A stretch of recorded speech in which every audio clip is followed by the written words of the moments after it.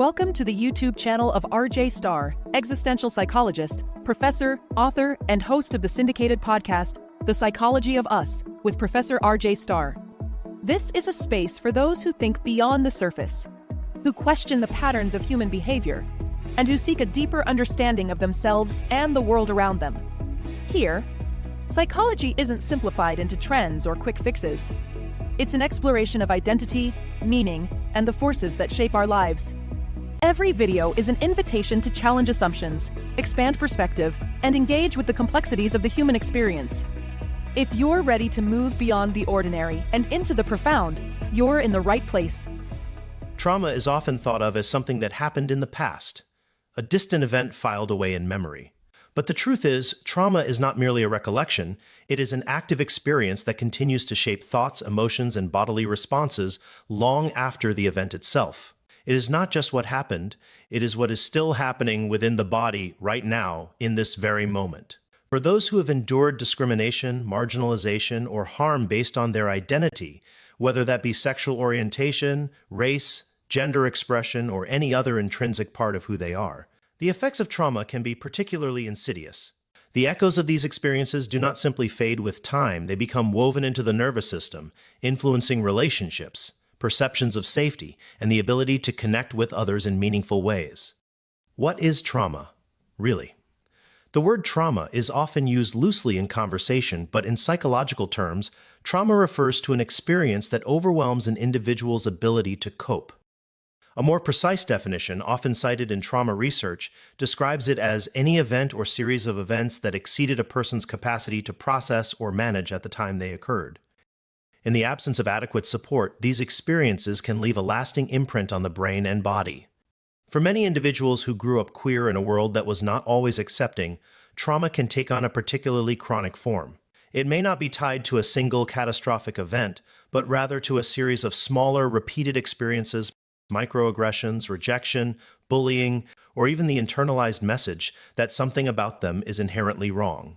Consider a young boy who, from an early age, moves through the world with a natural expressiveness, perhaps an effeminate way of gesturing, speaking, or carrying himself. If that boy repeatedly hears laughter, ridicule, or warnings to tone it down, his nervous system registers those moments as social threats. Over time, he may learn to shrink himself, to walk differently, to guard his mannerisms without even realizing he is doing so. Decades later, even in safe environments, his body may still hold the tension of those formative years. Neuroscientist Bessel van der Kolk, in The Body Keeps the Score, explains that traumatic memories are not stored in the brain in the same way as neutral or even joyful memories. Instead, they are encoded in sensory and emotional networks, often bypassing rational thought. This is why someone who has experienced trauma does not simply get over it by thinking differently. The body remembers, and it reacts before the conscious mind even has a chance to catch up. Post-traumatic stress disorder, or PTSD, is often depicted in media through extreme flashbacks, panic attacks, or visibly severe emotional distress. But trauma does not always manifest in ways that are easy to identify. For many, its symptoms show up in subtle, chronic patterns that influence daily life. For example, hypervigilance, an exaggerated state of alertness, is a common response to trauma. A person who has been socially ostracized or harmed may unconsciously scan their surroundings for threats, even in environments where no real danger exists. This heightened awareness may manifest as anxiety in public spaces, discomfort in social interactions, or difficulty relaxing in intimate settings. Avoidance is another key feature of trauma responses. Someone who has repeatedly experienced rejection may find themselves withdrawing from relationships, convinced, perhaps unconsciously, that closeness will only lead to pain. This is not a conscious decision, but a learned survival mechanism. If past experiences have taught someone that vulnerability leads to harm, their brain will work to protect them from future suffering by discouraging connection. Chronic low mood and internalized narratives of unworthiness are also frequent companions of trauma. A person may not always recognize that their persistent feelings of loneliness, exhaustion, or disconnection stem from unresolved wounds. Instead, they may assume that something is simply wrong with them, that they are inherently flawed, unlovable, or doomed to isolation. Psychologist Judith Herman, in her seminal work Trauma and Recovery, describes how trauma shapes identity. It does not merely leave behind painful memories, it rewires the very way a person views themselves and the world. If early experiences taught someone that they were not safe, not accepted, or not enough, those beliefs can persist for a lifetime unless actively addressed. Healing from trauma does not mean erasing what happened, nor does it mean pretending that pain never existed. Rather, it is about learning to live beyond the survival responses that trauma instilled. It is about reclaiming a sense of safety, reconnecting with the self, and building relationships that nourish rather than deplete. A fundamental step in healing is recognizing that the very responses causing distress today were once necessary forms of protection. Fear, avoidance, and hypervigilance were not weaknesses, they were the brain's attempt to ensure survival. The problem is not that these reactions exist, it is that they may no longer be serving their intended purpose. Take, for instance, a person who learned early in life that expressing their true self led to harm. They may have adapted by suppressing parts of themselves, minimizing their identity, or avoiding relationships altogether. In childhood, this response may have been necessary to navigate hostile environments, but in adulthood, those same defenses can become barriers to joy and connection. Trauma cannot be healed in isolation. Human connection is one of the most powerful antidotes to the wounds of rejection and marginalization. Research in attachment theory, particularly the work of John Bowlby and Mary Ainsworth, emphasizes the profound role that safe relationships play in emotional healing. Surrounding oneself with people who affirm and celebrate one's identity is not merely a luxury, it is a necessity for psychological well-being.